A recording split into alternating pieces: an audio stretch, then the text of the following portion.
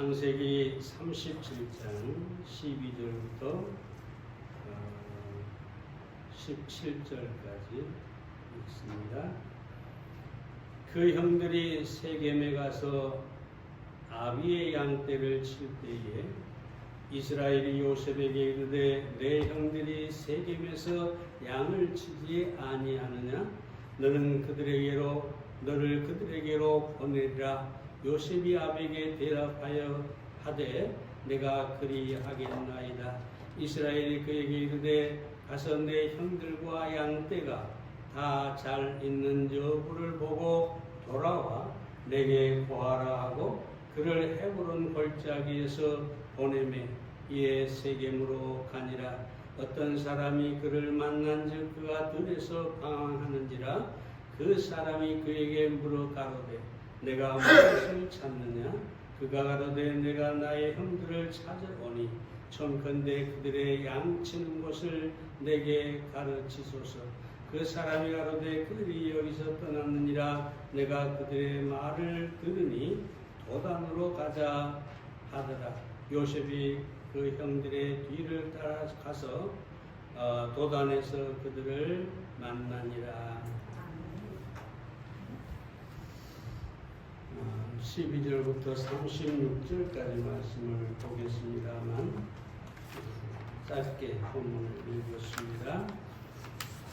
오늘 본문은 야곱이 요셉을 그 아들들이 양을 치는 세겜으로 보내게 됩니다.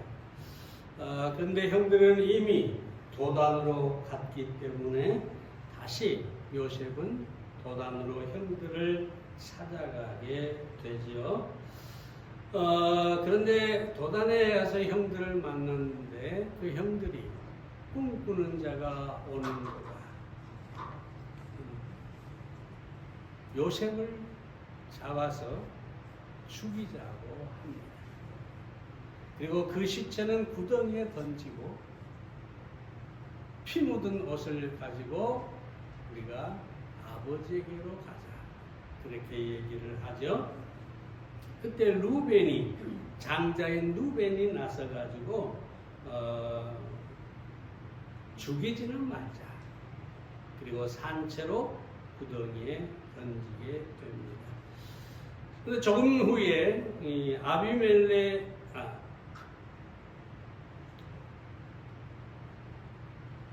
그 대상들이 이스마엘 대상들이 그곳을 지나가게 되죠. 그래서 은 20세겔을 받고 요셉을 팔아버리는 것을 보게 됩니다. 그리고 요셉의 옷에 피를 묻혀서 야곱에게 가져갔는데 야곱은 요셉이 짐승에게 찢겨 죽었다며 자기 옷을 찢고 굵은 배로 허리를 동이고 아주 오랫동안 슬퍼했다고 합니다. 오늘 이 본문 속에서 우리 몇 가지 찾아보겠는데요. 첫째로 요셉은 보냄받은 아들이었습니다. 13절 말씀을 다시 봅니다. 이스라엘이 요셉에게 이르되 내 형들이 세겜에서 양을 치지 않느냐? 너를 그들에게 보내리라. 요셉이 아비에게 대답하되 내가 그리하겠나이다. 여기 보면은 야곱이, 그러니까 이스라엘이 그 아들 요셉에게 양을 치는 형제들에게 보내겠다고 합니다. 근데 요셉이 아버지의 말씀에 즉각 순종하고 세겜으로 떠나는 것을 우리가 볼 수가 있습니다. 우리는 여기서 요셉의 태도를 볼 수 있는데요. 여러분, 이 요셉의 형들은 요셉을 미워했습니다. 정말 미워했습니다. 그래서 요셉은 자기를 미워하는 형들에게 가는 것이 그렇게 즐거운 일이 아니었죠. 심지어 그 형들이 자기를 환영하지 않을 것을 너무나 잘 알고 있었습니다. 근데 그럼에도 불구하고 요셉은 뭐라고 하느냐? 내가 그리하겠나이다. 내가 가겠습니다. 즉각적으로 아버지 말에 순종합니다.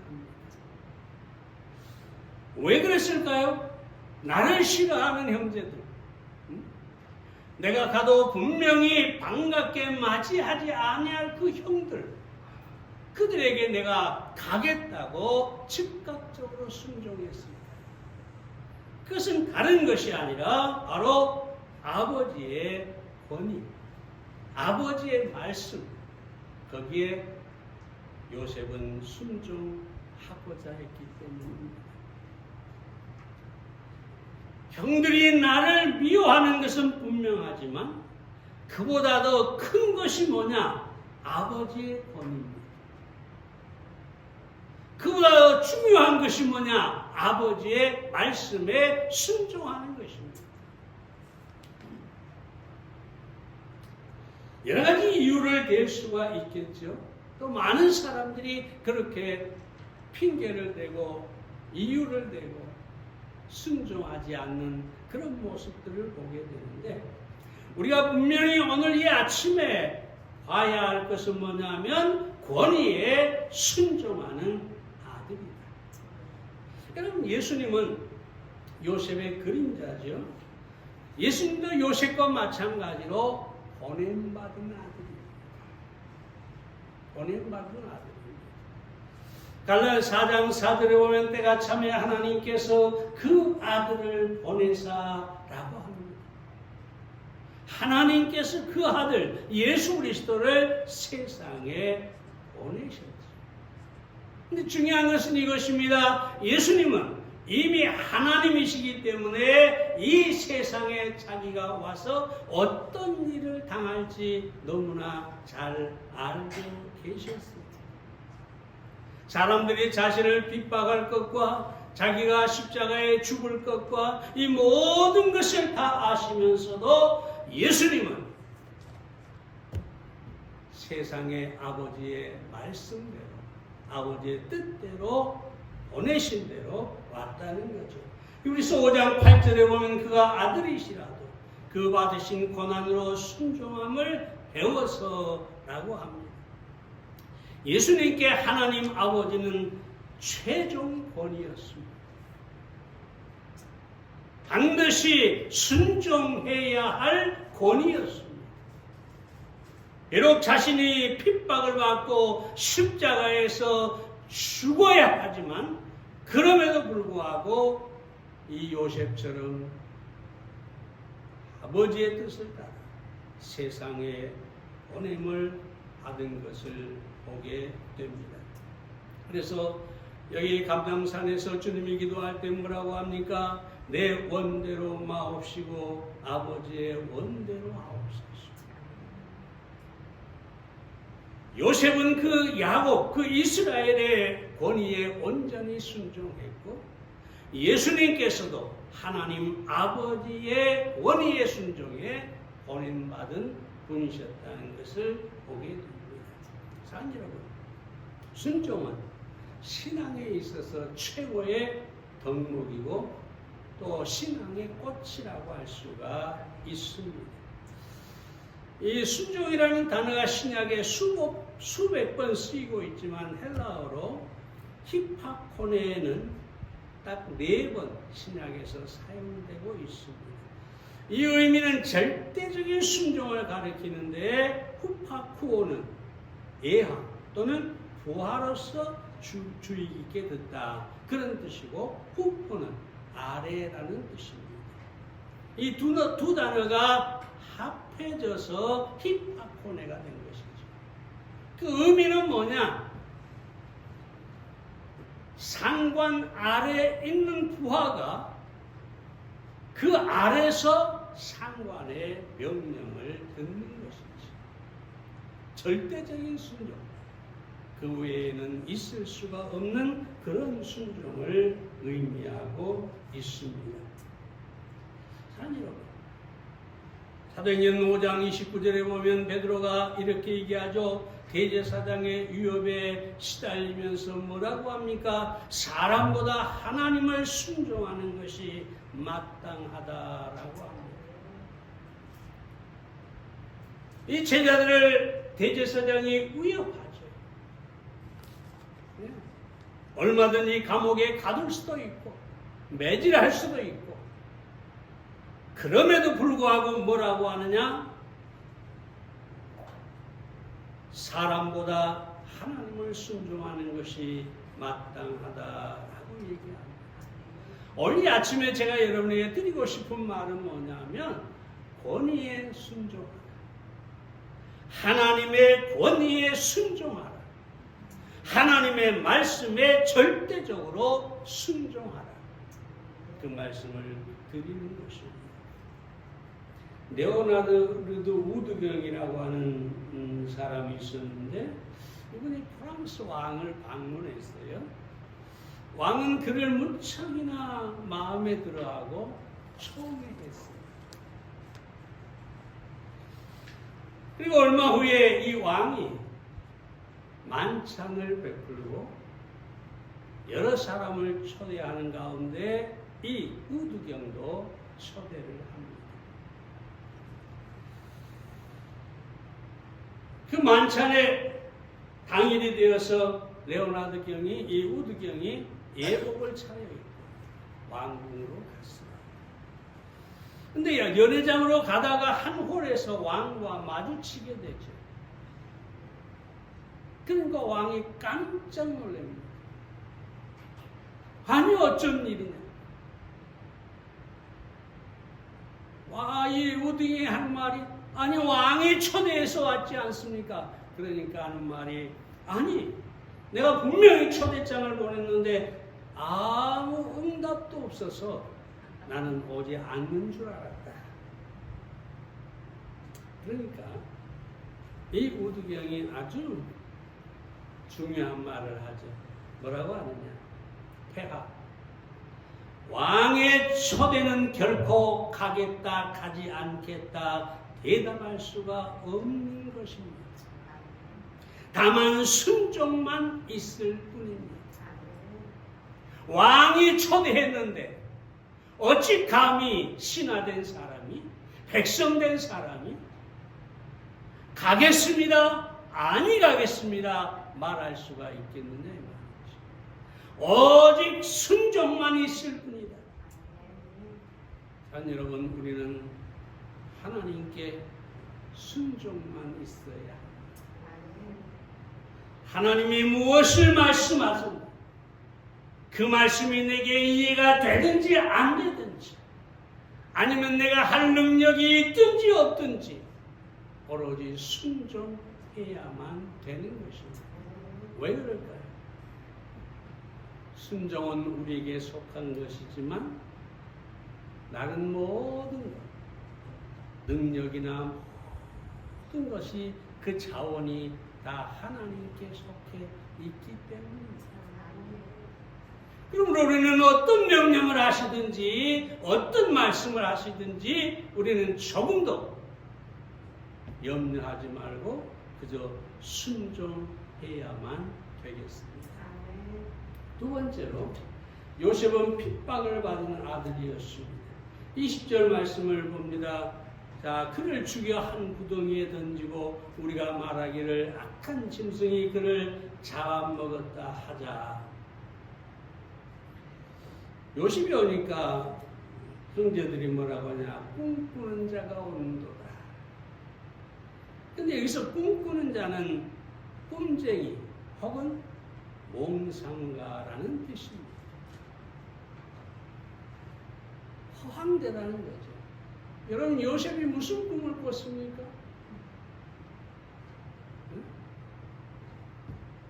들에서 곡식단이 자기를 향해서 절을 하는 꿈을 꾸죠. 그 형들이 요셉을 경배하는 꿈을 꿨죠. 또 해와 달과 별들이 요셉을 향해서 경배하는 꿈을 꾸죠. 그러니까 이 형들이 뭐라고 합니까? 아니 어떻게 어머니 아버지가 너에게 경배한단 말이냐 하면서 대노하죠. 그러면서 요셉을 미워하고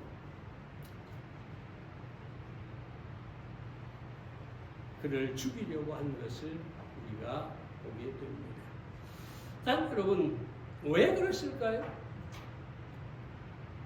그들은 그 꿈이 무엇인지를 알지 못했기 때문에, 그들은 요셉의 꿈을 이해할 수가 없었기 때문입니다. 여러분, 예수님께서 세상에 오셔서 핍박을 받으셨는데 왜 그랬을까요?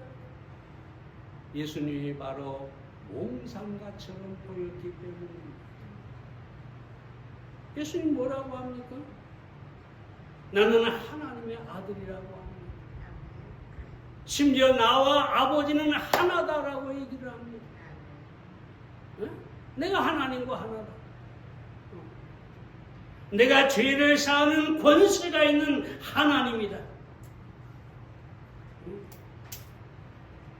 나는 하나님께서 세상에 보낸 메시아다. 내가 유일한 길이고 진리고 생명이다. 나를 믿는 자는 영원히 죽지 않는다. 여러분, 예수님의 이런 설교에 대해서 저들이 이해할 수가 없었던 거죠. 어떻게 육체를 입은 사람, 그것도 나사렛 출신, 거기에 목수가 됐던 사람, 예수님은 목수였어요. 목수의 아들이뿐만 아니라 목수였어요. 그런 목수가 갑자기 나타나서 나는 하나님의 아들이요, 하나님과 너와 하나요. 여러분, 이런 설교를 하고 말씀을 전하는데 어찌 사람들이 몽상가라고 하지 않겠어요? 어찌 그를 미쳤다고 하지 않겠어요? 심지어 예수님의 육체 가족들까지도 예수님이 미쳤다고 붙잡으러 오잖아요. 그들은 도저히 이해할 수가 없었던 것이죠. 그래서 미친 사람 취급을 하면서 핍박할 수밖에 없었습니다. 요한복음 3장 11절에 보면 우리는 아는 것을 말하고 본 것을 증거하노라. 그러나 너희가 우리의 증거를 받지 아니하는도다. 12절에 보면 내가 땅의 일을 말하여도 너희가 믿지 아니하거든 하물며 하늘의 일을 말하면 어떻게 믿겠느냐. 우리 주님은 영의 일을 말하고 하늘의 일을 말하고 하나님을 말하는데 저들은 도저히 그것을 이해할 수가 없었던 것이죠.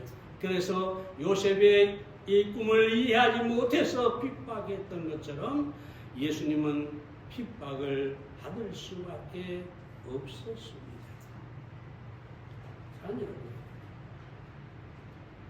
사도행전 26장에 보면 바울이 총독 베스도 앞에서 복음을 전하죠.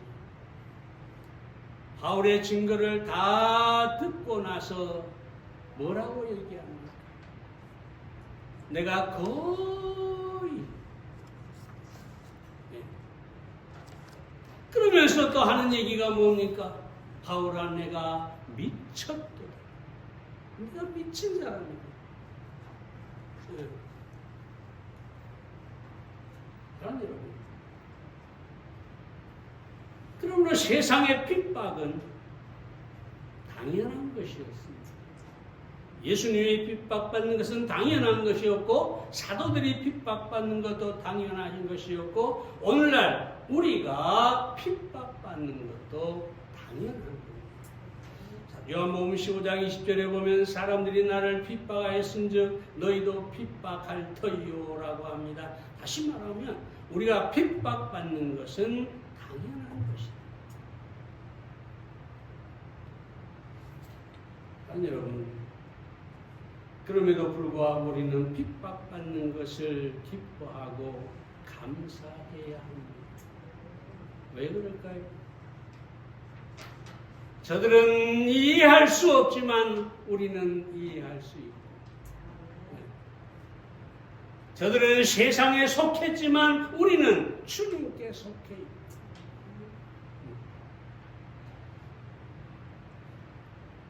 참으로 우리는 예수님을 아는 사람들로 핍박받는 것을 기뻐하고 오히려 감사할 수 있어야 합니다. 영국 메리 여왕이 그리스도인들을 핍박하고 오랫동안 수많은 그리스도인을 정죄하고 잡아서 죽였습니다. 그 당시 학식이 풍부하고 그리스도의 용사로서 불굴의 정신을 가졌던 사운다라고 하는 사람이 있었습니다. 그는 아주 담대하게 메리 여왕의 잘못된 것을 반박하고 공격했습니다. 그는 설교하다가 메리 여왕의 병사들에게 체포되어서 오랫동안 감옥 생활을 했습니다. 하지만 그는 자신의 신앙을 결코 굽히지 않았습니다. 그리고 끝내 화형을 당했는데 화형식이 있던 날 그는 불 가운데로 걸어가면서 이렇게 말합니다. 십자가여 영생이여 오라.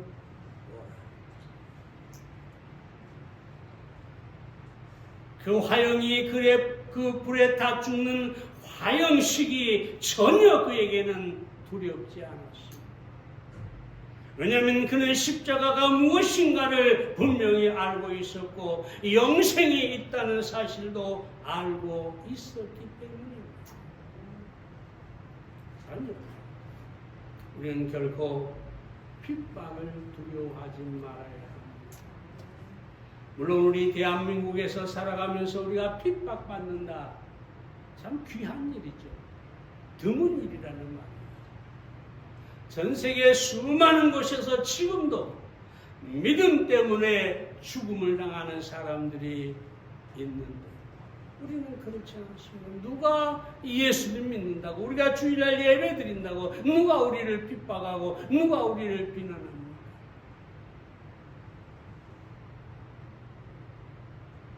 이것이 복된 일이기도 하지만 한편으로는 또 아는 것이기도 합니다.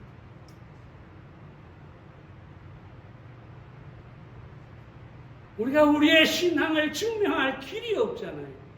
핍박이 없으니. 그러나 그럼에도 불구하고 여러분들은 신앙생활을 하면서 여러분의 자신의 신앙을 분명하게 보여주시기를 바랍니다. 그럼 누군가가 여러분을 향해서 미쳤다 말할 수도 있습니다. 세상은 뭐라고 합니까? 믿어도 적당히 믿어라, 미치지는 마라, 광신도는 되지 마라 그러잖아요. 근데 우리는 주님을 위해 미쳐야 합니다. 주의 일을 위해서 온전히 미쳐야 합니다. 그때 우리는 비로소 핍박을 받게 되고 그때 우리는 비난을 받을 수가 있게 되겠죠.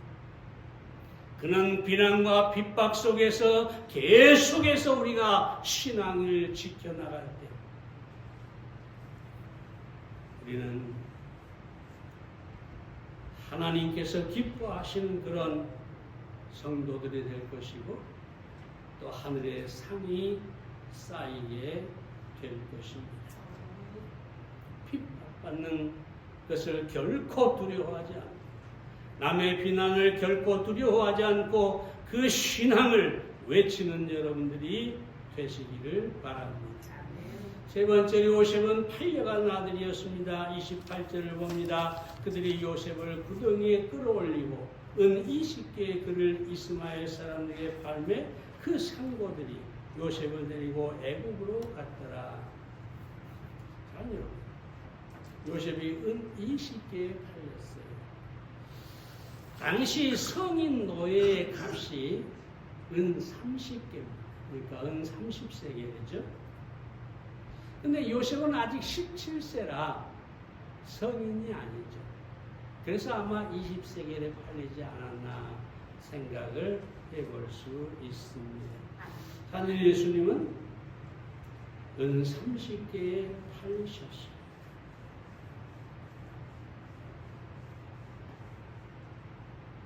온 우주를 창조하시고 주관하시는 하나님이 한 사람의 노예의 값에 팔리신 것입니다.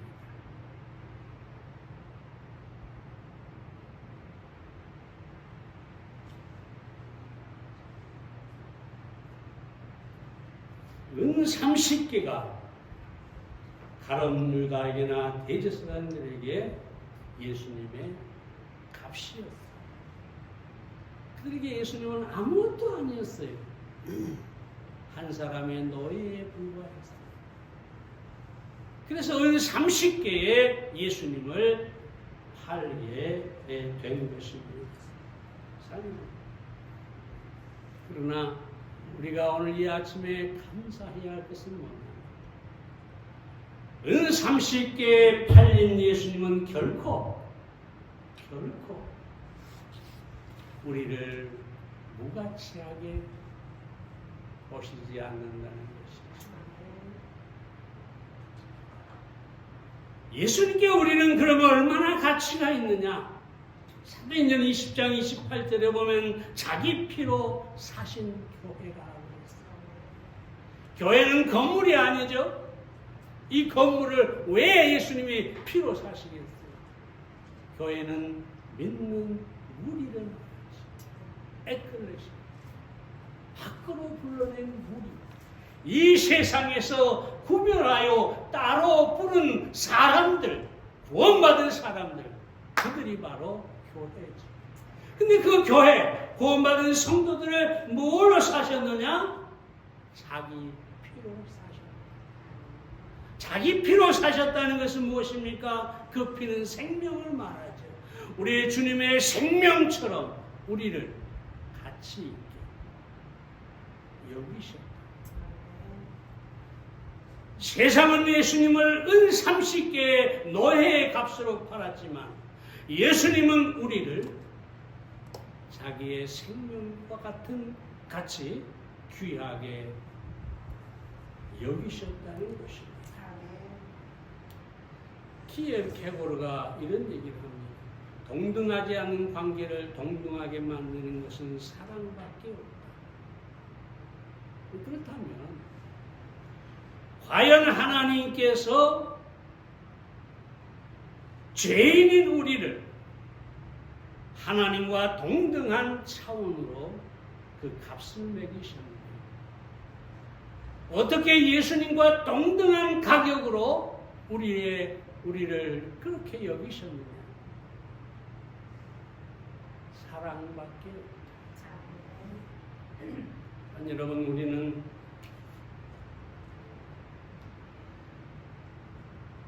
잘 아시고 계속해서 좀 말씀드리지만 우리는 하나님의 자녀가 되었습니다.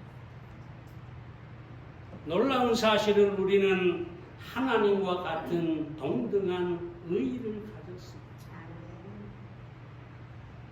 나 같은 죄인을 하나님께서 너는 나와 동일한 의를 가졌다. 로마 3장 22절에 보면 하나님의 의인이 믿는 자에게 주신 의는 하나님의 의인이 차별이 없는 거다. 하나님이 가진 의와 내가 가진 의가 차별이 없다. 얼마나 놀라운 은혜입니까? 뿐만 아니죠. 우리의 영생을 갖게 하셨어요. 여러분, 영생이 뭡니까?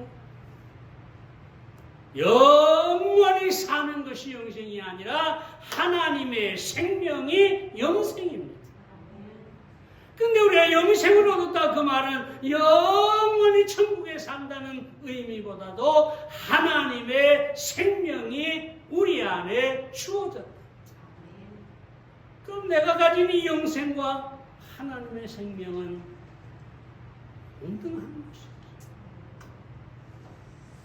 하나님의 생명보다 더 덜한, 아주 더 부족한 생명을 준 게 아니라 하나님의 생명을 우리에게 주셨다.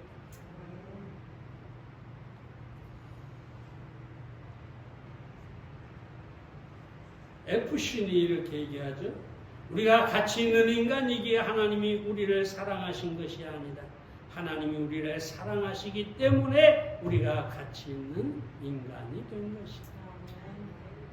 사랑은 그 대상을 가치 있게 여기되 그 대상을 자신과 동등한 위치로 끌어올리는 것입니다.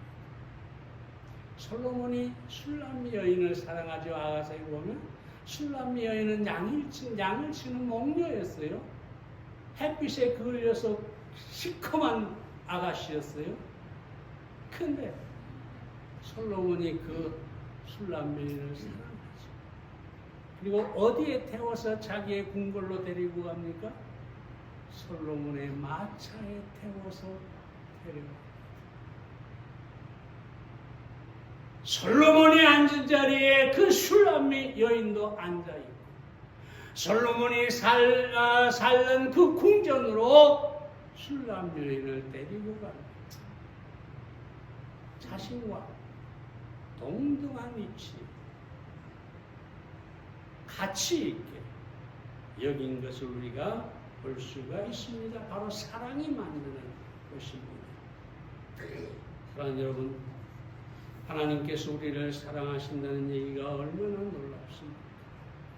그리고 우리가 하나님의 영생을, 생명을 가지고 하나님의 의를 가지고 거룩한 하나님의 자녀로 산다는 것이 얼마나 놀라운 축복이고 우리가 감사해야 할 일인지 모르죠. 중요한 것은 우리가 여기서 한 가지만 더 얘기하고 마치겠습니다. 여러분, 우리는 그런 사람이에요. 오늘날 기독교 사람들이 너무 자신을 비하합니다. 그저 죄인, 그저 무능력한 인간, 그저 정말 아무것도 아닌 자신으로 여기고 하나님이 나를 받아주거나 나를 사랑하시거나 나를 축복하시거나 나를 동등하게 여겨줄 것이라고 생각하지가 않아요. 그래서 교회 가면 맨날 그저 나 같은 죄인 그렇게 하는 것을 우리가 보게 되는데, 조금 전에 말씀드렸지만 우리는 우리의 정체성을 높이 가져야 합니다. 하나님께서 우리에게 영생을 주셨고 의를 주셨고 거룩하게 하셨고 우리를 참으로 하나님의 자녀 삼아 주셨고 이미 천국에 우리를 앉게 해 주셨는데 이것이 우리의 정체성이어야 합니다. 우리가 물론 죄인이었던 것은 구원받기 전에 우리는 그런 비참한 죄 가운데서 살았지. 그러나 이제는 우리가 구원받은 하나님의 자녀로 탁월한 이 정체성을 가지고 있다는 사실을 알고 우리의 자존감을 높이면서 그리스도로서 탁월한 삶을 살아야 할 것입니다. 어떤 농부가 알 하나를 주워가지고 그걸 품고 알을 품고 있는 오리의 둥지에 넣어줬어요. 근데 어느 날 이제 이 알이 부화를 했어요. 그래서 날마다 이제 오리 새끼들하고 같이 부화를 해가지고 이 오리 새끼들을 따라서 엄마 따라서 종종 하고 다닙니다. 근데 어느 날 좀 자기가 컸어요, 이 새가. 근데 가만히 어느 날 하루는 눈을 들어서 하늘을 쳐다보니까 저 공중에 자기하고 똑같이 생긴 새 무리가 날아가는 거예요. 응? 독수리 떼였어요. 이상하다. 나하고 똑같이 생겼는데 한번 날아볼까? 어떻게 됐을까? 공중을 나는 뒤뚱거리는 오리가 아니라 공중을 나는 독수리로 이제 자신의 정체성을 찾는 것을 보게 됩니다. 아니요. 다시 한번 말씀드립니다. 우리는 땅을 기는 그런 죄인이 아니라 우리는 하늘을 날 수 있는 성도로서 정체성을 가지고 우리가 살아가야만 하겠습니다. 그때 우리는 참으로 복된 삶을 살 수가 있게 될 것입니다.